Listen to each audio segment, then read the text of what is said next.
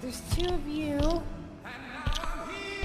Which one is the real you? Oh my god, it's like those cartoons where there's like somebody and there's an imposter and you have to figure out which one the real one is, and then you always end up killing the wrong one. Okay, you're the real one of you, and then you're the real one of you because you've got the staff, I can tell. Whoa, this is trippy. You guys. This is really exciting. I was just momentarily, had my mind blown by this whole clone situation.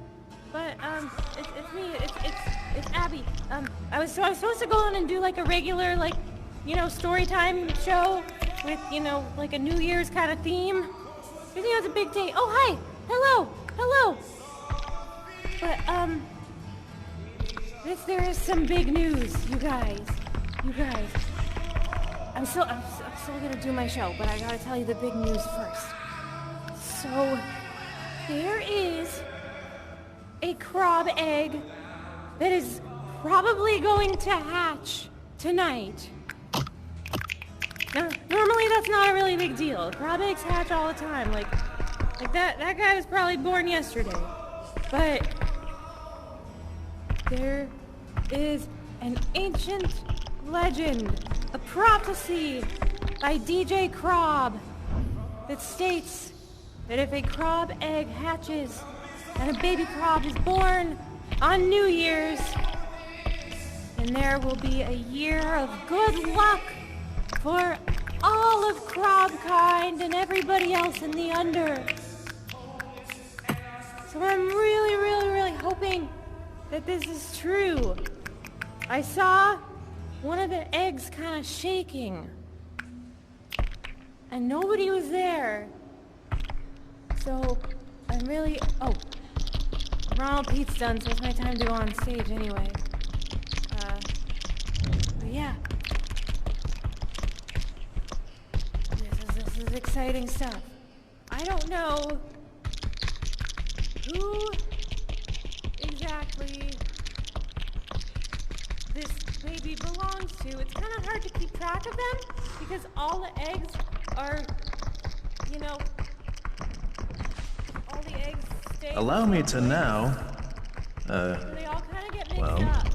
Please welcome someone with very unique and charming handwriting, which is nevertheless legible, someone with the guts and grit to persuade the sweeper to let them write and submit their own note card, apparently, against all agreed upon procedures. And we will speak about this later, sweeper. It's fine. Please welcome the very ballsy mystery guest. Yeah, okay. Well, here we go.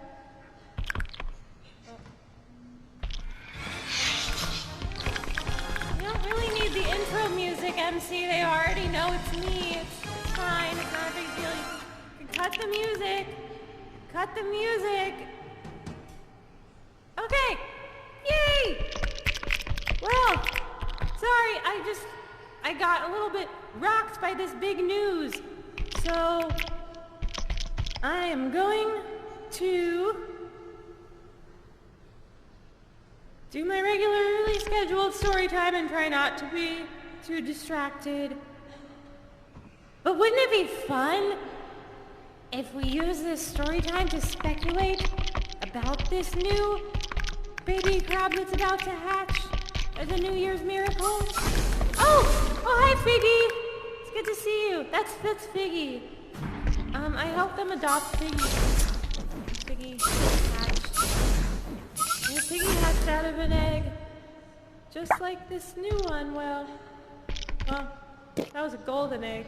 The Figgy was in. This one's just a regular egg. Oh, I see you got an egg, but that's like a chicken egg? I don't know what kind of eggs those are. I've never really known because I've never seen a live chicken. But I've seen Well, I don't know if that meat is chicken leg or turkey leg. But, yeah, I thought it was chicken, but I heard people say it was turkey legs, so I don't really know what it is. So when the chickens hatch from those little eggs, did they just, like, automatically get cooked? Or what? Okay, that makes sense. Is this? Oh, you know what? Yeah, let's make a toast. Let's make a toast to New Year. And let's all hope and pray that this... I'm too young to drink, but I'm gonna drink anyway because it's a special occasion. So, if I get a little bit crazy, that's why. So, let's all hope that this baby New Year Crob hatches, and that we all get good luck, because what is good for the Crobs is good for everybody. And, oh, hi, Buster! And cheers to a Happy New Year! Cheers! Cheers, cheers! Ew! That tastes disgusting! Why do Crobs drink that stuff? Yuck! Does any of you have like a soda or like a smoothie or something? Oh, now that is what I'm talking about! Thank you. You know what? Maybe I'll just put it in this cup so it looks festive. Alright! So, ooh, you know I love anything with sugar in it. Thank you very much. So, I think most of you have been present for my story times before. Oh, you have a copy of my book! Aww. Oh, it makes me so happy. Yeah, I've been writing a new book too. Well, I wrote my first book, for those of you who don't know. It's called Crob Tales. There's stories about all the little crobs that you see around the under. And now, my second book that I'm working on is about my little brother. His name was Little Guy. And he, unfortunately came to a very tragic end quite recently at the hands of a time sprite that was probably evil, but he's in a better place, and I'm dedicating my next book to him. And then, as some of you may know, my mom recently, she decided to leave the under and reside in some spiritual, otherworldly realm. I don't really know. She's like into like all that psychic stuff, and I don't really know how that stuff works. I'm more I'm more into like the hard sciences, you know, than like all that like ESP kind of stuff. But she seemed to know what she was doing, so now I'm a real grown-up now. I'm on my own. I'm the head of my household. But I guess it's like, I mean, I guess it's okay. You know, I did get a Nobel Prize and everything, so adulting should come naturally to me, right? Even though I don't like the taste of wine. But, oh, that's pretty. This kind of looks like the medal that I got. But I feel like I should be giving to you. So let me give you this story. Oh, thank you. So, if you haven't been to my story time before, how it works is I'll start telling a story, and then you make some objects, and I will incorporate the objects into my story. So, I think my story, instead of being a story about little guy, because I feel like talking about happy things and not sad things, we're going to talk about the new Crob that's going to be born. Now, I must note that all of my stories are works of fiction, so this will in no way be a reflection of the actual Crob that may or may not be born, maybe or maybe not tonight. But, let's see what happens. Okay, so once upon a time, on a New Year's Eve, in an alternate universe, somewhere far away, somewhere, time that's not now, there was a large egg in a Crob den that was rocking and moving, and it was looked like it was about to be hatched. And so, all of the Crob elders surrounded that egg with roses to encourage it, whatever was inside, to smell something beautiful and want to come out. Even Gerald came by to drop off some roses. Because he can swim in the water in the Crob pit, even though it's much dirtier than the water he's used to. And dolphins are very they're very kind of clean and neat creatures, more so than us crabs.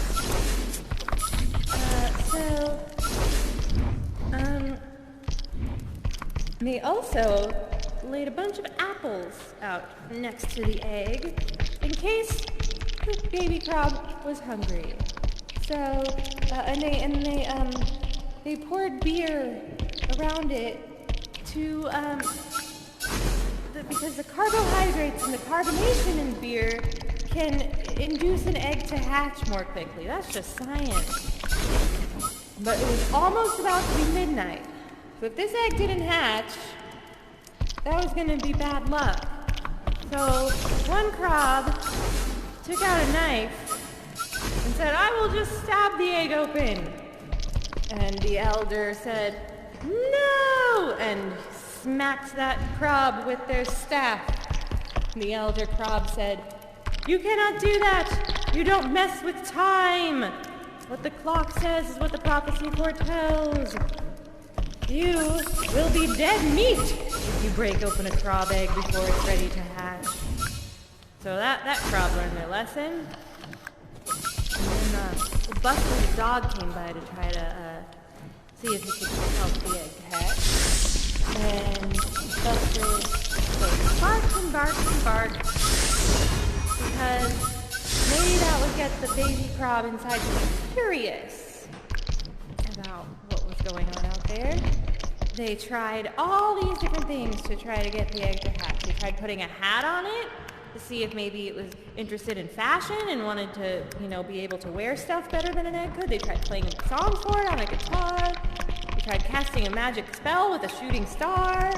They tried putting it on a boat to see if the movement of the sailing would get it to hatch sooner. They tried putting candy all around in case it wanted to eat something sweet. But the egg still did not hatch. They tried throwing tomatoes at the egg in case it liked the color red, and that would make it want to come out. But no, the egg was still just moving around as if that little baby Crob was perfectly content just staying inside of there. And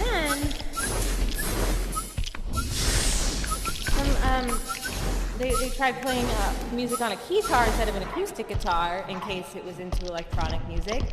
One of the cats came by and brought a stick of catnip, just in case, they didn't know if Crob liked that stuff or not, but really, it just smells like it's ran to us. They tried shaking a maraca around and making sounds that way, pouring salt on it. Another cat came by and brought some wet food, but we really don't like that stuff either. And then they tried putting it on a pillow to see if it would, realize how much more comfy the outside world is than being inside an egg.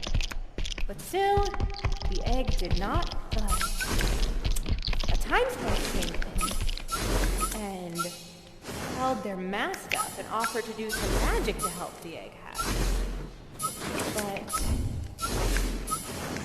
Elder Crob said, no, we must not do anything that will make the egg hatch unnaturally. This Crob has to want to come out into the real world. Now, it was 11:15. All the Crobs were worried that this baby Crob would not hatch before the new year. They tried covering the egg with cheese, because who doesn't like cheese? They tried using an MC mask to scare the baby out of there, but that didn't really work because the baby doesn't know who the MC is, so they can't be scared of him.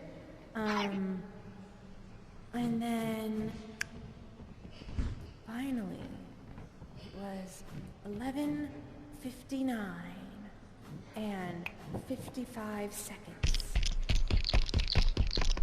And one of the littlest Crobs, little guy, had an idea. Now, he didn't think that anybody would listen to his idea, but he had to say it anyway, because what if it worked? So little guy said, you know, I was a baby Crob not too long ago. I was so little. And my favorite thing when I was a baby was listening to stories. So perhaps, if we tell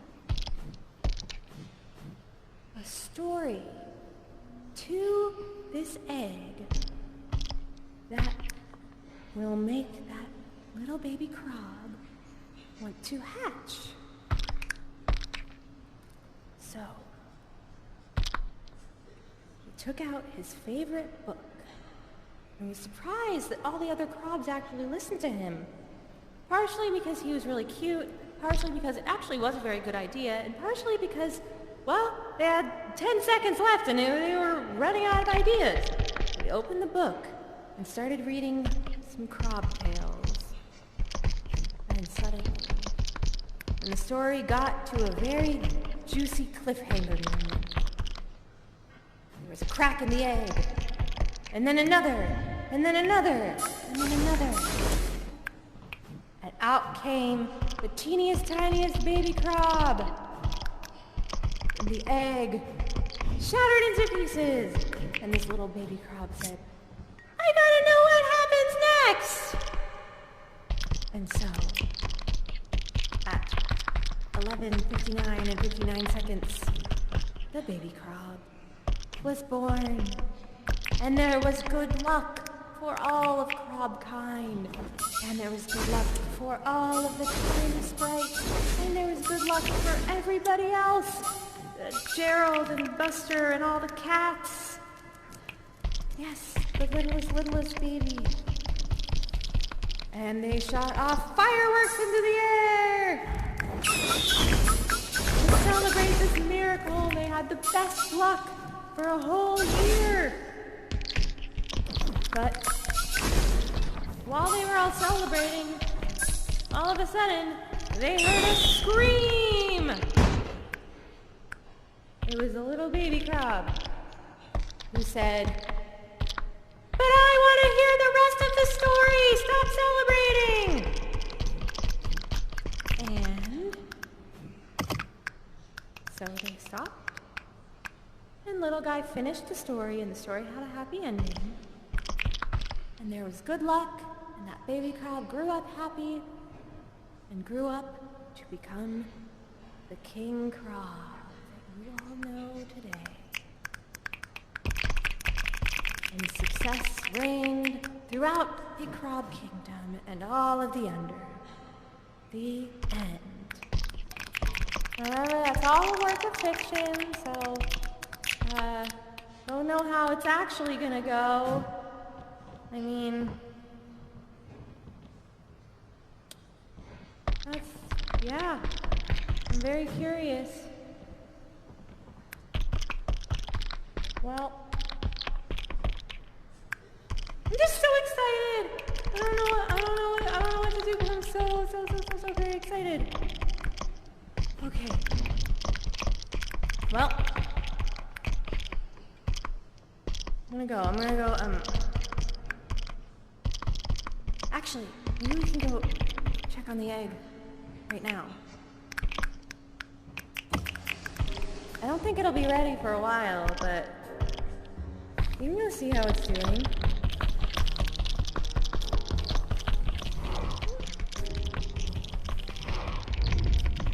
Hey, let's bring in a book.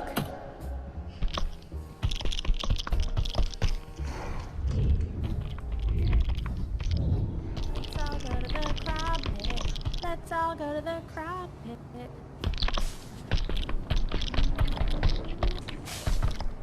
Do.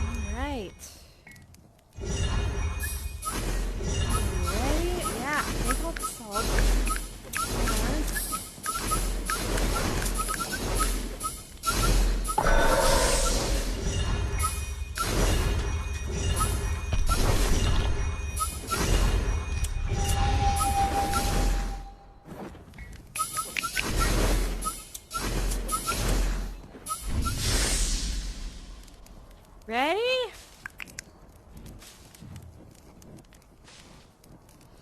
Let's go. Okay. Let's check out these eggs. Sorry, the water's kind of gross, but they're like under here. And you gotta be real careful with them. I wonder if this is the one. It could be any of them. None of them seem particularly, more active than the others. But maybe it's just not time yet. Ooh, that one's kind of rolling around. But you know what? Let's leave a bunch of offerings and gifts next to all of them. Let's put all of our favorite things that will make them want to hatch.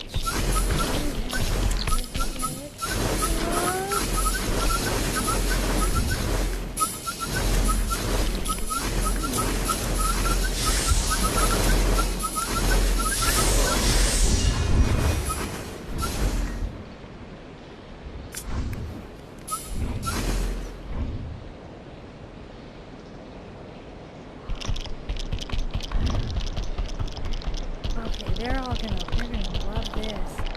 Giant salt, peach music, even catnip, just in case.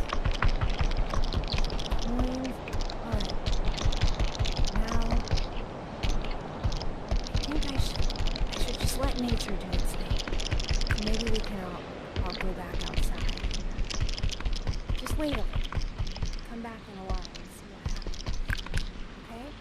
Let's not go back.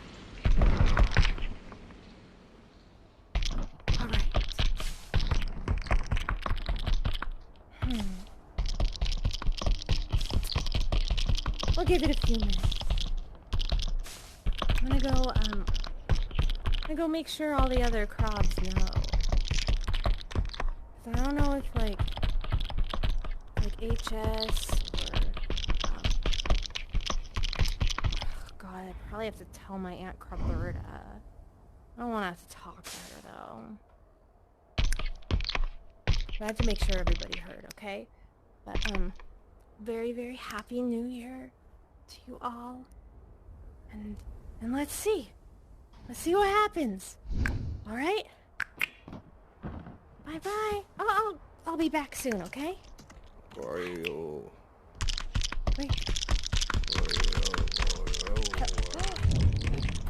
Oh my goodness. Oh. Excuse me. Your Honor. Whoa. Abby. Yes? Abby.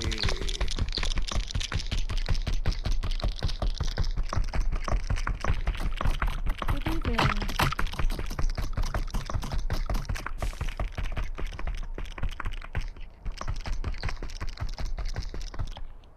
Yes. I must go and tell the other Crobs about the new arrival. Yes? New Crob. Happy New Crob.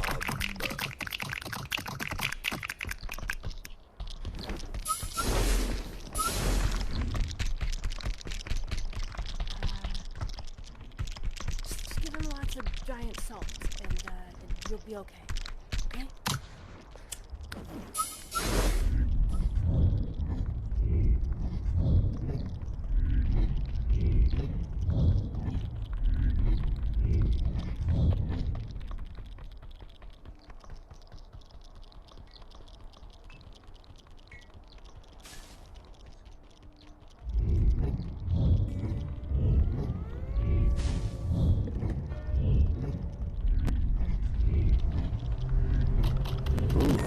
It's getting a little... You feeling that? A little unmoored. Could sure use a companion in this haze. Someone to help me find the way. Guess I'm supposed to be doing that for you all, but even I get a little... Yeah, that. But wait a second. Who's up next again? What luck! Our next guest is a satin-voiced soothsayer, sure to commiserate and liberate, and friends, I've got goosebumps just thinking about saying his name. Allow me to introduce you to the one, the only, the undeniably very handsome Happy New Mr. Crob. Ronald Pete.